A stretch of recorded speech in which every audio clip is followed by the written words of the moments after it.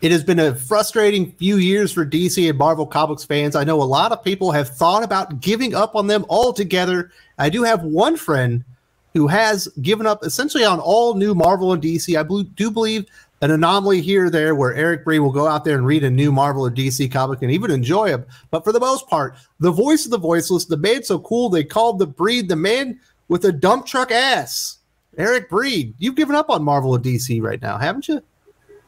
Pretty much. What's it feel like? Was it liberating? Do you miss that itch, or have you filled it in with other things? At first, it was tough because you get used to going into the comic book shop on new release day, and for years I bought 20 to 40 new releases a week, and to cut that down to basically weeks where there are weeks when I don't even look at the new release wall. So to go from that extreme to the other, it was kind of tough at first because it's very habit forming. Yeah, it just becomes part of your week that you look forward to. And for years, you would look forward to a new release day, a couple of days out. And it's like, get here, and then boom. But now, it's kind of weird. But I've gotten used to it because there's just not enough coming out to. Yeah, I'm not going to go out of my way to see what comes out in any given week anymore.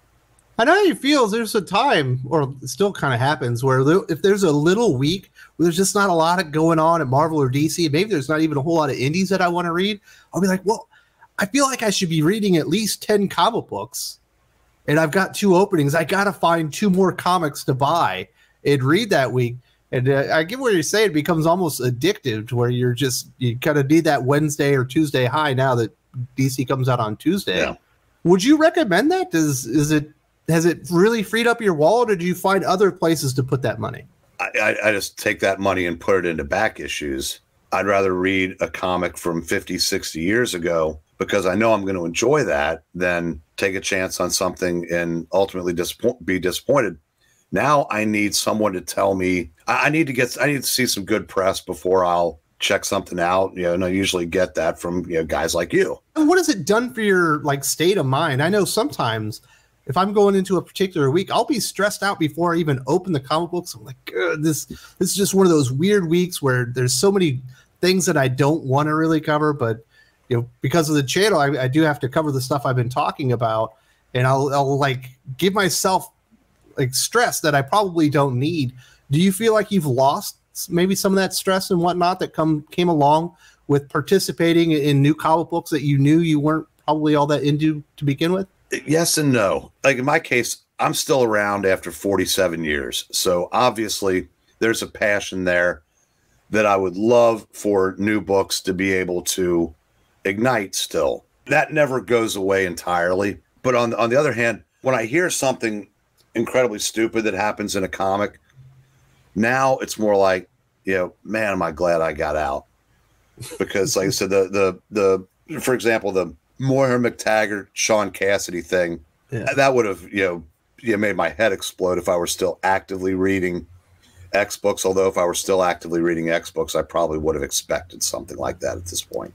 I don't know. Even that one I thought was like, you guys are doing some strange stuff, but it's so weird with that relationship. Like Sean would have just helped her out. He would have given up the X-Men. He's done that in the past for her. And to just, to do that for that kind of shock factor, it's just one of those weird things that goes along with comics nowadays. Well, yeah, and like I said, since I go back so far that I read their relationship unfold through the years. Most of the people that read that issue did not. So they don't have that frame of reference that someone that's been around as long as I have. So maybe they figure it's not that big a deal to them. All I know is, I heard you mention that, and all I could think of is Nature Girl going, "How you like me now?" And that's not a good thing. So as far as Marvel and DC, is there anything that they could do to really bring you back? We know DC Rebirth wasn't that long ago. It was only 6 or 7 years ago. DC Rebirth, at least for 18, maybe up to 24 months, was a lot of really good comics being produced by DC. Felt right in line with character. Yeah, they were doing some changes here and there, but for the most part, I think a lot of people were happy. Could Marvel or DC do an initiative like a Rebirth or something else, maybe like a Marvel circa 2010 to 2012, that would actually reignite your passion for new comic books again? Or are you just are you completely sold out on it? You're talking about Rebirth, and you're right. I said that's a good example because I was completely finished with DC at the time. Nothing really against New 52, but again, I'd already had 40 years in, so there really wasn't anything. There wasn't much coming out of that made it worth my time. But Rebirth kind of changed that, and I didn't hop on it initially. But when I found out more what was going on in the DC universe, I got back up to about 15 or 20 DC titles a month. The way comics are written has fundamentally changed over the years. What used to be done in an issue, and Joe makes jokes about it almost every week during the retrospectives, this would be an omnibus now. But it was close enough to keep my interest going. And then Bendis happened. And within a year, everything that they built up seemed to have been torn down. Reading what DC morphed into as Rebirth was systematically dismantled in favor of whatever they were doing kind of made me long for the good old days in New 52. Now, as far as Marvel, something happened to them around 2012. Everything, like when Quesada took over, started being real active again, and like House of M through Siege, which I know some of you guys aren't big fans of that era. I was. Now, I will readily admit a lot of guys were written out of character. A lot of continuity was stepped on, but they were at least trying to make the pieces fit. And yes, Norman Osborn was Marvel's Lex Luthor, et cetera, et cetera. But the concepts were there. And if it had just been that time of heroes fighting heroes and building to that point, that Siege basically, it culminated with Siege. If they'd moved on from there, I think that era would be a lot better thought of. But not only did they move on from that, they just changed everything. And within 3 or 4 years, none of the classic heroes were around anymore. They were trying all these new things. And the older you get, the harder it is to break in new genres. That's just a fact. I mean, you can tell yourself when you're young, that's not going to happen to you, but it does. And so there really wasn't a whole lot for me at Marvel. Although lately, I do see some things being done that kind of do pique my interest. Like I was never the biggest Maestro fan, but I read an issue of the latest Maestro series, and that does feel like, it could have been written 30, 40 years ago. Nick Spencer had some things on SpiderMan when he undid some really poor decisions that were made along the way. And there were things that kind of made it feel like they could have been from past eras.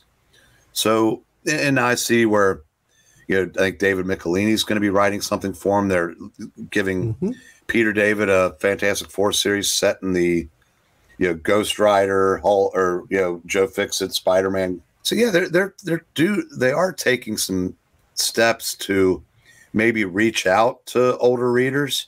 So you're responding to those like 30-year-old throwback issues where we got Symbiote Spider-Man, the Maestro series. We've got this Fantastic Four coming up that you mentioned.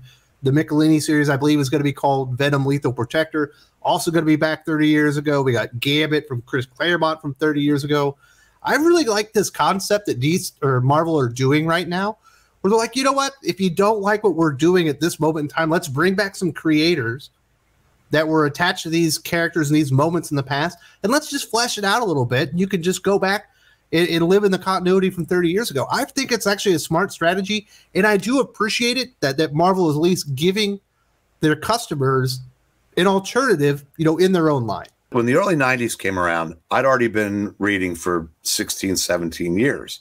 I was more attached to the stuff, to the stuff even older than that, but, it's close. And I say there's Marvel doing this at the same time.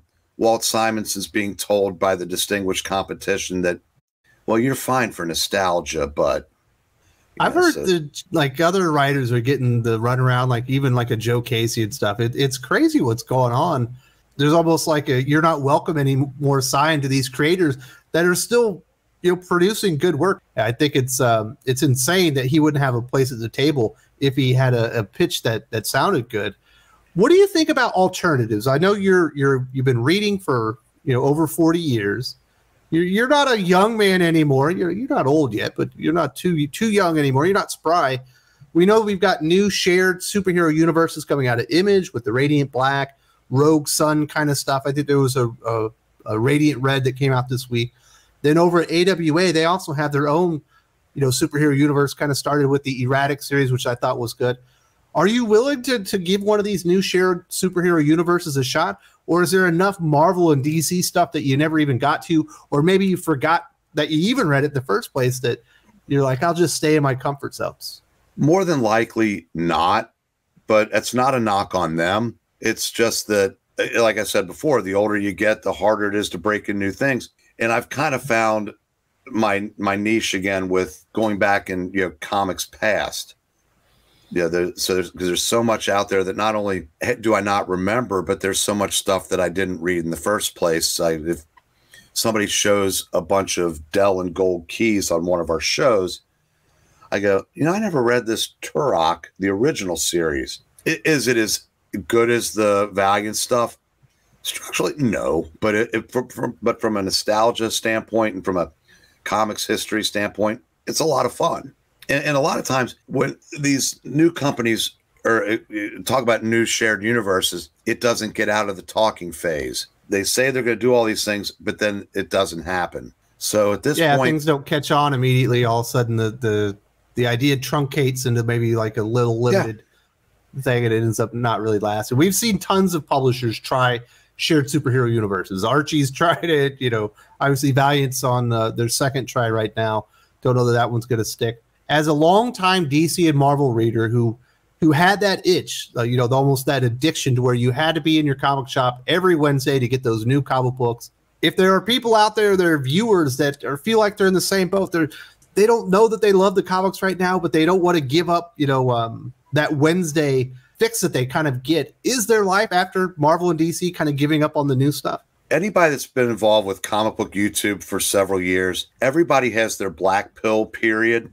I would recommend try to get past that. If someone says something's good, maybe listen to them, and don't close yourself off from the possibility that the big two could still surprise you, or that other publishers can still surprise you, because there's still stuff out there worth reading. It's just now, it's kind of like music as you get older. It takes a little longer to find the stuff you want to listen to, whereas in comics, it might take a little longer to find the stuff that you want to read. But there's definitely stuff out there. There's always going to be something to pique your interest. I mean, if you've been in the hobby, there's always going to be something for you. About 2 years ago, maybe a little bit longer, Eric Breen and myself had a conversation about how he felt that Marvel Comics and DC were kind of passing him by, and they didn't want his money anymore, and they didn't really like the older generation of comic book readers. Definitely go back in the Wayback Machine. I might have a stupid haircut in this one, but it's a really good conversation with a really good friend of mine in comic books.